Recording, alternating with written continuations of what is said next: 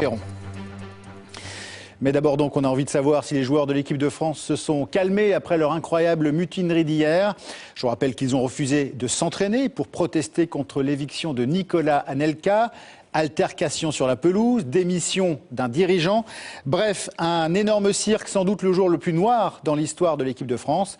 Ce matin, les Bleus ont fini par rechausser les crampons. Mathieu Méranville.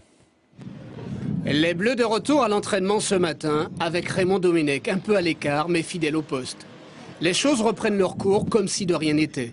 Et pourtant depuis hier, la vie des Bleus est devenue un feuilleton aux multiples rebondissements qui commencent par leur refus de s'entraîner et ce coup de sang de leur préparateur physique.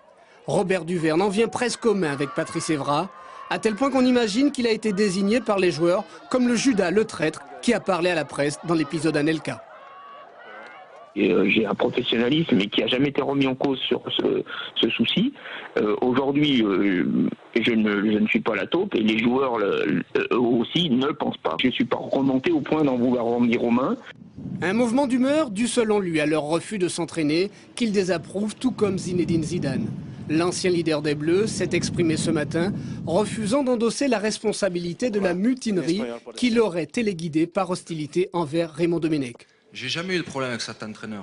J'ai jamais eu de feeling, mais je respectais en fait la position. Moi j'étais joueur, lui était entraîneur. J'étais le capitaine de cette équipe, donc j'avais mon mot à dire, mais sincèrement je respecte toujours les règles, j'ai toujours respecté les règles.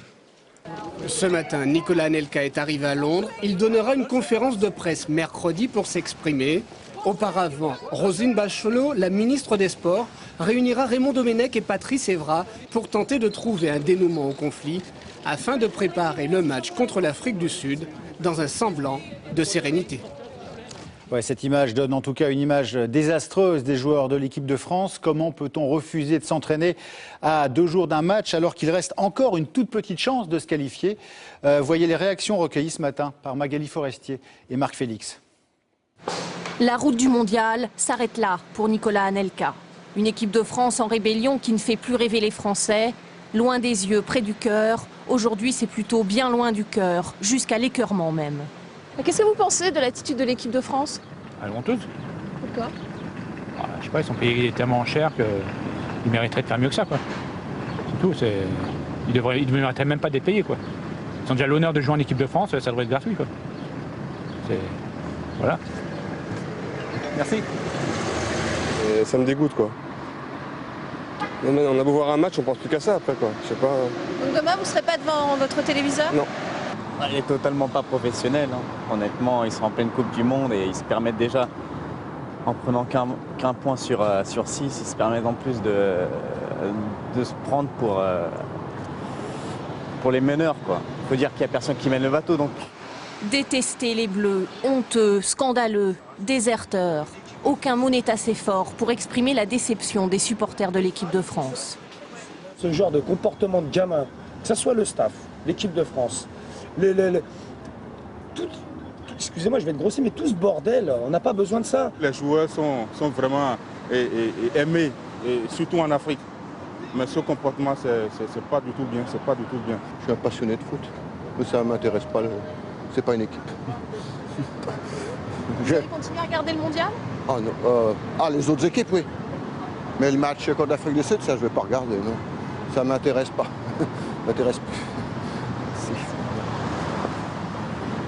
Voilà pour ces réactions. Et pour aller plus loin, nous rejoignons maintenant en duplex Christian Teinturier, l'un des vice-présidents de la Fédération française. Bonjour.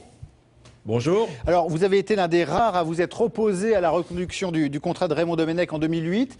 Quel est votre sentiment aujourd'hui? Mon sentiment, c'est une profonde tristesse et vraiment très désabusé parce qu'aujourd'hui, l'image du football, on a bafoué le maillot bleu. Vraiment, c'est vraiment lamentable, quoi. C'est comme ça. On pouvait pas imaginer. Je ne pouvais pas imaginer, même en prenant cette position-là, qu'on en arriverait à une telle débâcle. Alors, la fédération, visiblement, ne tient plus les joueurs. L'un des dirigeants, on l'a vu, a démissionné hier. Est-ce que le président Escalette ne devrait pas en faire autant et tout le Conseil fédéral avec lui?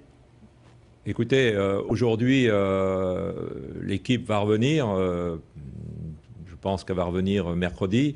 Donc j'ai demandé, je souhaite qu'il y ait une réunion très rapide du Conseil fédéral et je pense que chacun, à l'occasion de cette réunion, prendra ses responsabilités parce qu'il est vrai que c'est intolérable ce genre d'événement. On est la risée du monde entier et ça, c'est pas tolérable. Autrement dit, pour vous, le président Esquelette, dont le contrat va jusqu'à 2012, doit donner sa démission. Mais je pense pas que nous aussi, je pense qu'il y a des responsables, on est tous responsables, il faut pas se voiler la face.